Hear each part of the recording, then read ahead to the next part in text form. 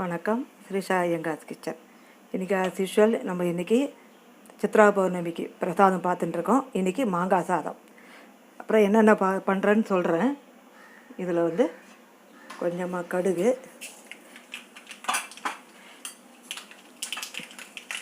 கடுகு பொரியிற சமயத்தில் உளுந்து,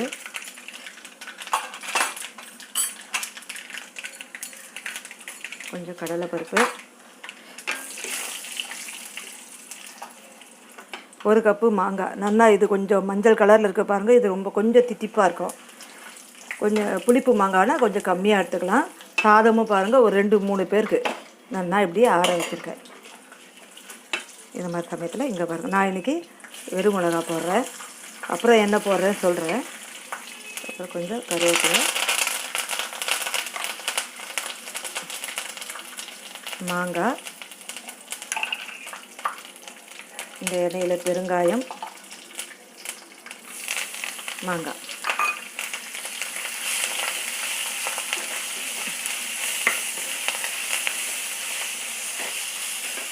இந்த சாதத்துக்கும் தேவையான உப்பு இதிலே சேர்த்துடலாம். நான் சாதத்துக்கு தேவையாக போடுறேன்.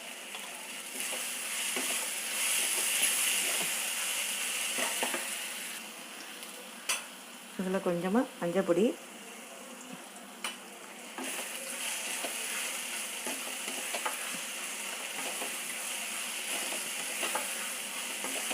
மாங்காய் சீக்கிரம் இது மாதிரி வதக்கினாவே வெந்துடும்.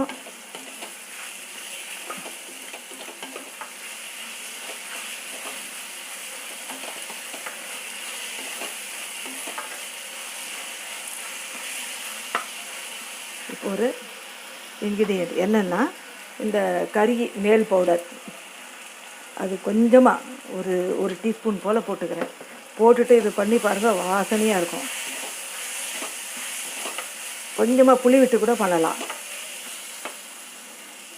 மாங்காய் புளி சாதம் மாதிரி இருக்கும்.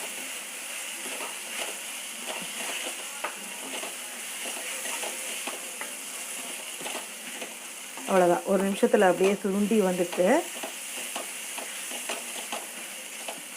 இப்போ அப்படியே இது எடுத்து இதில் போட்டு கலரலாம்.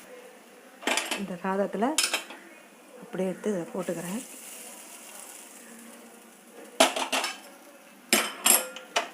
கலரிட்டு காட்டுறேன். பாருங்கள், கலரிட்டேன். இதுக்கு மேலே கொஞ்சமாக வேர்க்கடலை போட்டுட்டு பண்ணிட்டீங்கன்னா இங்கே பாருங்கள், சூப்பரான ஒரு மாங்காய் சாதம். ரொம்ப கொஞ்சம் டிஃப்ரெண்ட்டாக ரொம்ப நல்லாயிருக்கும் இந்த சாதம். ட்ரை பண்ணி பாருங்கள். அதுக்கடுத்து நம்ம என்ன பண்ண போகிறோன்னா சர்க்கரை பொங்கல்.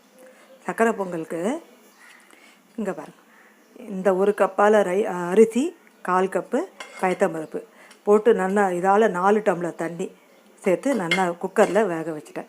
அதுக்கடுத்து தயிர் சாதம் நல்லா குழைய வேக வச்சுருக்கேன். இப்போ இதில் தயிர் விட்டுக்கலாம். நான் இங்கே தயிர் விட்டு தான் பண்ணுறேன். நல்லா புளிக்காத கெட்டியான தயிர். நான் தயிர் சேர்த்து கலந்துக்கிறேன். இங்கே பாருங்கள், நல்லா தலைன்னு நான் ஃபுல்லாக தயிர் சேர்த்து தான் பிசைஞ்சிருக்கேன். இன்றைக்கி நான் பாலே சேர்க்கலை. நல்லா தளர இப்படி இருந்ததுன்னா நல்லா சாப்பிட்றதுக்கு நல்லாயிருக்கும். இப்போ முதல்ல சர்க்கரை பொங்கலுக்கு பார்க்கலாம். சர்க்கரை பொங்கலுக்கு வெல்லத்தை அளந்து வச்சுருக்கேன். என்னென்னா இந்த கப்பால் எடுத்துகிட்டு இல்லையா, அதால் 2 கப்பு வெல்லம். இப்போ என்ன பண்ணலாம், இங்கே பாருங்கள், இங்கே ஒரு கடாய் போட்டிருக்கேன். இது 1 கப்பு, இது 1 கப்பு நல்லா துருவின வெல்லம் சேர்த்துட்டு இது கொஞ்சம் தண்ணி கொஞ்சமாக விட்டுக்கலாம். கரையட்டும். இங்கே பாருங்கள், வெல்லம் நல்லா கரையணும். இது வந்து எனக்கு வடிக்கணும்னு அவசியம் இல்லை. நல்லா நேச்சுரலான வெல்லம் தான். அதனால் நான் அப்படியே இந்த சாதம் போட்டு கலந்துடலாம். இது கொஞ்சம் பாகு வரா மாதிரி பிசுப்பு பதம் வரணும். வந்ததுன்னா நாளைக்கு இருந்ததுன்னா கூட உங்களுக்கு சர்க்கரை பொங்கல் அந்த தண்ணி விட்டா மாதிரி ஒன்றுமே வராது. அதனால் கொஞ்சம் பாகு வரட்டும். நல்லா கரைஞ்சி ஒரு பிசுப்பு வரணும், அவ்வளோதான். ரொம்ப ஒரு கம்பியெலாம் வந்ததுன்னா அப்புறம் ரொம்ப ஹார்டாக இருக்கும் சர்க்கரை பொங்கல். அதனால் பிசுப்பு வந்ததுன்னா போகிறோம். ஒரு 2 நிமிஷம் அப்படியே கொதிக்கிட்டோம். பாகு கொஞ்சம் கெட்டியாகிடும். அதுக்கப்புறம் வந்து நம்ம இந்த சாதம் போட்டு கலரலாம். இப்போ இங்கே நம்ம இதுக்கு தயிர் சாதத்துக்கு நம்ம தாளிச்சிருவோம். தயிர் சாதத்துக்கு நான் எல்லாத்தையும் ரெடியாக எடுத்து வச்சுருக்கேன். இங்கே பாருங்கள், கொஞ்சோண்டு இஞ்சி, பச்சை மிளகாய். இப்போ இந்த எண்ணெயில் 1 ஸ்பூன் இது விட்டுருக்கேன், எண்ணெய். கடுகு பொரியட்டும். கடுகு, உளுந்து,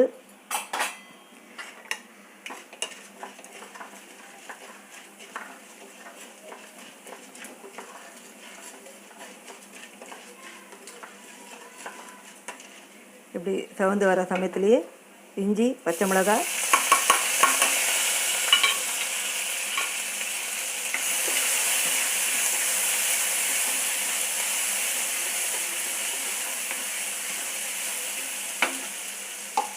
கொஞ்சம் பெருங்காயம்,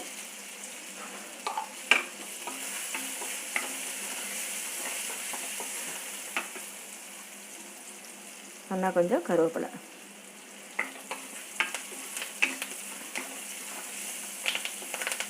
கொத்தமல்லி கூட போடலாம்.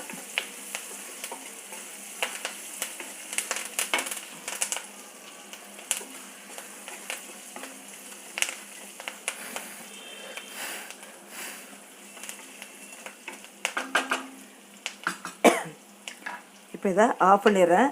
அப்படியே எடுத்து இந்த தயிர் சாதத்தில் சேர்த்துக்கலாம்.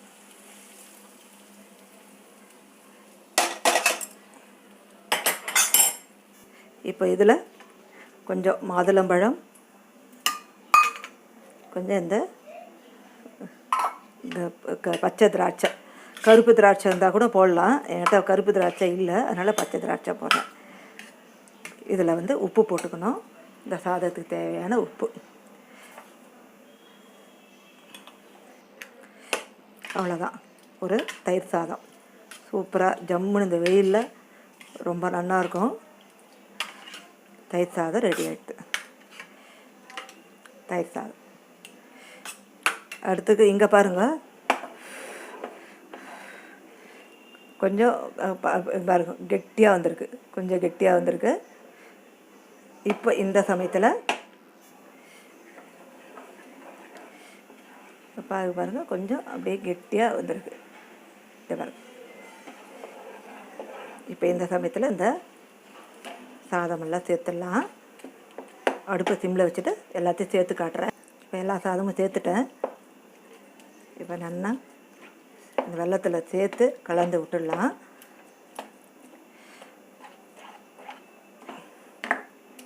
சில பேர் 2.5 கப்பு கூட போடுவா. 1 கப்பு அரிசிக்கு 2.5 கப்பு வெல்லம், ரொம்ப ஜாஸ்தியாக இருக்கும். 2 கப்பு நல்லா கரெக்டாக இருக்கும் வெல்லம்.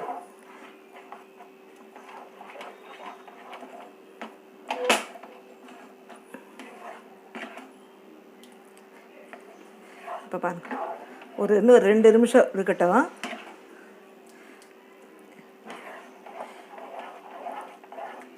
இப்போ நல்லா கெட்டியாகிட்டு அடுப்பை சிம்லேயே இருக்கட்டும், ஒரு 2 நிமிஷம் இருக்கட்டும். இங்கே பாருங்கள் நல்லா அப்படியே இருக்குது, கொஞ்சம் சிம்லேயே வச்சுட்டேன்.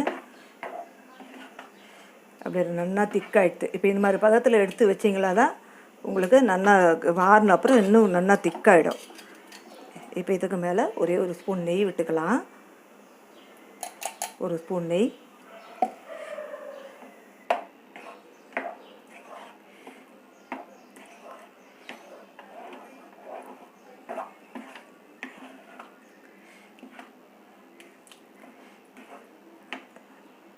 அதுக்கப்புறம் கொஞ்சம் ஏலக்காய் பொடி, 1/2 டீஸ்பூன் ஏலக்காய் பொடி. அப்புறம் ஒரு 10 முந்திரி பருப்பு, திராட்சை, 1 ஸ்பூன் நெய்யில் நல்லா இந்த மாதிரி தாளித்து வச்சுருக்கேன், அதுவும் போட்டுக்கிறேன். அவ்வளோதான், நல்லா ஜம்முன்னு நம்ம சக்கரை பொங்கல் ரெடி ஆகிட்டு நான் ஆஃப் பண்ணிட்டேன். ஆஃப் பண்ணிவிட்டு அதுக்கப்புறம் கொஞ்சமாக ஒரு சிட்டிகை பச்சை கற்பூரம்.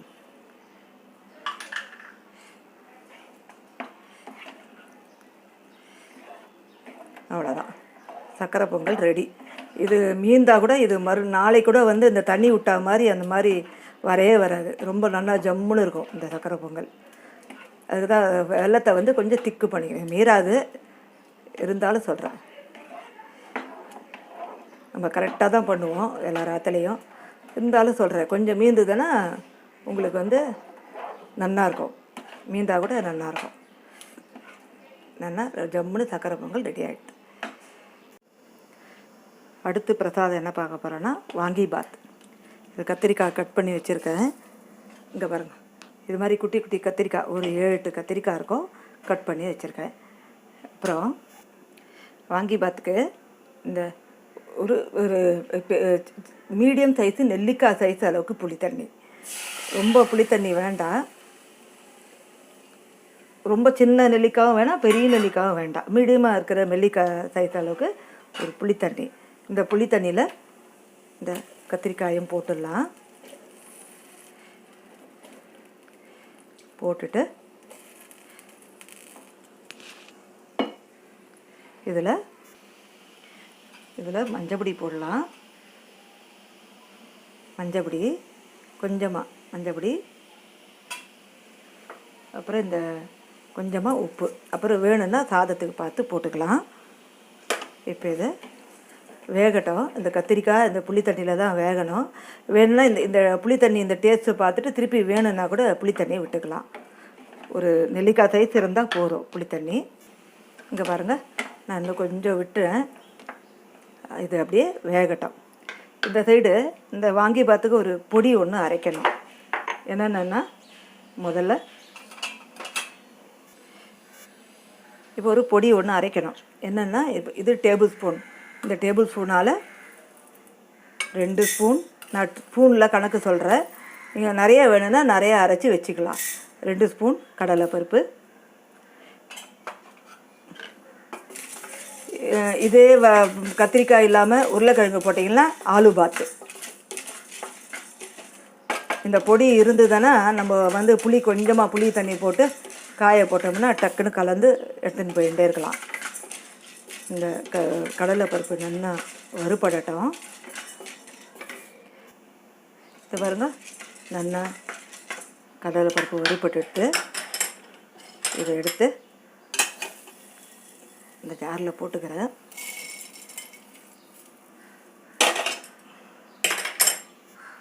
அடுத்து அதே ஸ்பூனால் 1 ஸ்பூன் உளுந்து, 1 டேபிள் ஸ்பூன் உளுந்து,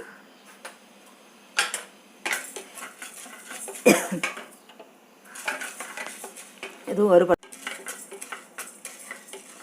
பாருங்கள். உளுந்து கூட நல்லா வறுபட்டு இதுவும் எடுத்து இந்த ஜாரில் போட்டுக்கிறேன். உளுந்து இந்த ஜாரில் போட்டுன்ட்டேன். அதுக்கடுத்து இதே டேபிள் ஸ்பூனால் 2 டேபிள் ஸ்பூன் தனியா,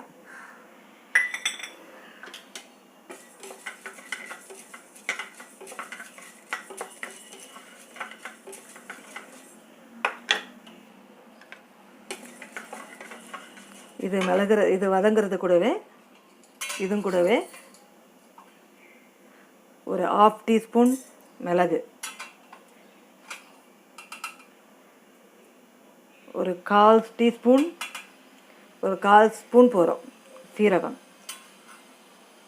ஒரு 2 பிஞ்சு வெந்தயம்,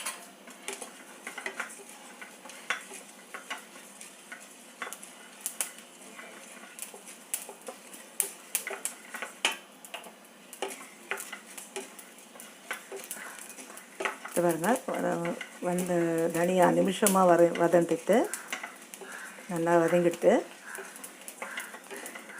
இதை எடுத்து இந்த ஜார்லேயே சேர்த்துக்கலாம். இங்கே பாருங்கள், இதுலேயே சேர்த்துட்டேன். 4 டேபிள் ஸ்பூன், 3 இல்லை 4 டேபிள் ஸ்பூன் கொப்பரை போட்டிங்களா தான் உங்களுக்கு வந்து மாத கணக்கில் வச்சுக்கலாம். இந்த பொடி 1 மாதம் 2 மாதம் கணக்கில் இருக்கும். அதுக்கடுத்து இங்கே ஒரு 1/2 டீஸ்பூன் எண்ணெய் விட்டுருக்கேன். இது வந்து கலருக்கு பெடிக்கிரி மிளகா இல்லை காஷ்மீரி மிளகா எது வேணாலும் போட்டுக்கலாம். கலருக்கு ஒரு 7-8 மிளகா, ஒரு காரத்துக்கு ஒரு 4 மிளகா. நல்லா அது அப்போ தான் அது கலராக இருக்கும்.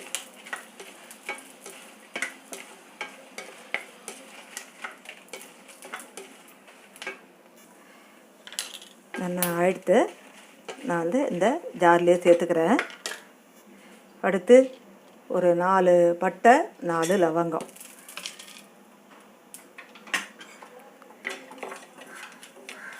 இது முதல்ல வறுத்துக்கலாம், மறந்துட்டேன். 4 பட்டை 4 லவங்கம். இந்த லவங்கம் வந்து கொஞ்சம் பொரியட்டும். அவ்வளோதான். இந்த பாருங்க வறுபட்டுட்டு நம்ம எடுத்துடலாம். அவ்வளோதான். எல்லாமே சேர்த்துட்டோம். இதை நல்லா ஃபைன் பவுடராக அரைச்சிக்கலாம். இங்கே பாருங்கள், அதுக்குள்ளே புளி தண்ணி நல்லா அந்த பச்சை வாசனை போயிருக்கோம். நல்லா கத்திரிக்காயும் இங்கே பாருங்கள் உடையிறது நல்லா வெந்து போயிருக்கோம். இப்போ இது இப்படியே சிம்லேயே இருக்கட்டும். அதுக்குள்ளே இந்த பொடியை அரைச்சிட்டு வந்துடுறேன். நல்லா பவுடர் பாருங்கள், நல்லா ஃபைன் பவுடராக இப்படி அரைச்சிட்டேன். நல்லா ஃபஸ்ட் கிளாஸாக பவுடர் நல்லா கம்மன்னு இருக்குது. இங்கே சாதமும் ரெடியாக இருக்குது. இப்போ என்ன பண்ணலாம், இங்கே பாருங்கள் அப்படியே தொக்கு மாதிரி வந்துடுது பாருங்கள். அது சேர்ந்து தொக்கு மாதிரி வந்துடுது. இப்போது இந்த சாதத்துக்கு எவ்வளோ வேணுமோ அவ்வளோ பொடி போட்டுக்கலாம். நான் ஒரு 2 ஸ்பூன் போடுறேன். போட்டுட்டு அப்படியே இந்த சாதத்தை போட்டு கலர வேண்டிட்டான். அப்படியே இந்த சாதம் போட்டுக்கலாம். பொடி மேலே கூட போடலாம், புளியோதரை மாதிரி மேலே கூட போட்டுக்கலாம். எல்லாத்தையும் சேர்த்து கலந்துட்டு காட்டுறேன் பாருங்கள். அதில் கலர முடியல, அதனால் இந்த பெரிய மாத்திரத்தில் மாற்றிட்டேன். இப்போ இதுலேயும் எல்லாம் கரெக்டாக இருக்குது. பார்த்தேன், வேர்க்கடலை பொடி போட்டுட்டு காரம் அந்த புளி எல்லாம் கரெக்டாக இருக்குது. இப்போ இதில் ஒரே ஸ்பூன் எண்ணெய் விட்டுருக்கேன். இந்த எண்ணெயில் நல்லா அந்த கருவேப்பிலையை பொரித்து போட்டோம்னா நல்லா ஜம்முன்னு இருக்கும்.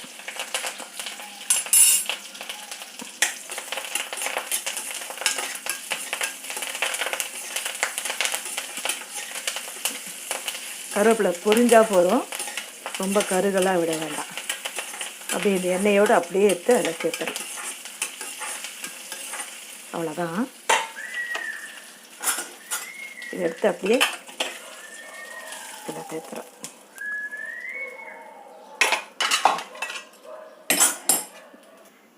இப்போ பாருங்கள், நல்லா போட்ட கலந்துட்டேன். வாங்கி பாத் ரெடி ஆகிடுது பாருங்கள். சித்ரா பௌர்ணமியோட பிரசாதம் எல்லாம் ரெடி ஆகிடுது. இது வாங்கி பாத் பவுடர். நான் இங்கே வைக்கிறதுக்கு இடம் இல்லை. ஒரு கத்திரிக்காய் சாதம், வாங்கி பாத் சாதம், அப்புறம் வந்து மாங்காய் சாதம், அப்புறம் சக்கரை பொங்கல். எவ்வளோ கெட்டியாக எடுத்து பாருங்கள், சக்கரை பொங்கல், அப்புறம் தயிர் சாதம். அப்புறம் இதில் வந்து எலுமிச்சம்பழம் சாதம் கலரில், அதுக்கப்புறம் தேங்காய் சாதம் நான் கலரில். அதெல்லாம் உங்களுக்கே தெரியும், இதுவும் தெரியும். இருந்தாலும் என்னுடைய ஒரு ஷேர் பண்ணலாமே அப்படின்ட்டு தான். நீங்களும் இதே மாதிரி ட்ரை பண்ணி பாருங்கள். தேங்க்யூ.